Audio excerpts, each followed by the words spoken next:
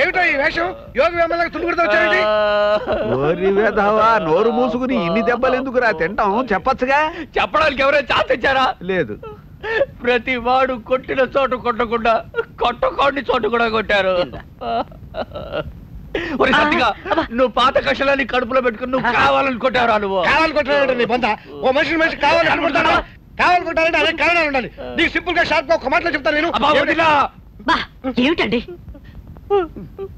అమ్మా అసలు ఇదవతే మన ఇంట్లో పనిచేయడానికి కొత్తగా వచ్చిన అమ్మాయిరా? అయితే మాత్రం కొడుతుందా?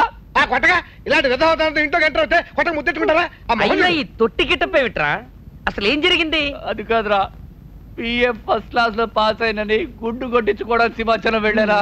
25 ఏళ్లుగా తిరుపతిలో ఉంటూ గుండు కొట్టించుకోవడానికి సింహాచలం ఎందుకురా వెళ్ళడం? వెళ్ళాను కాబట్టి నాకు ఈ కర్మ. నన్ను చెప్పని వెళ్ళానా? సూట్ కేసు ఒడ్డుని పెట్టి దానికో తాడు కట్టి ఆ తాడు నా మొలతాడు కట్టుకుని కోనేట్లో స్నానం చేయడానికి దిగాను.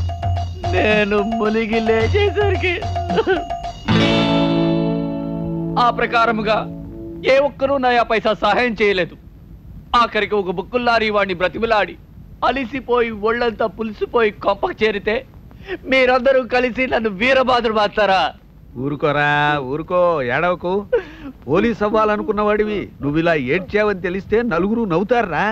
లేచి శుభ్రంగా స్నానం చేయి. ఇగో వాడి భోజనం ఎందుకురా ఏడుస్తున్నావు? మీరందరూ కొట్టిన వీరబాదుడు గుర్తుకొచ్చింది. అందుకే నేను షార్ప్ గా ఒక పాట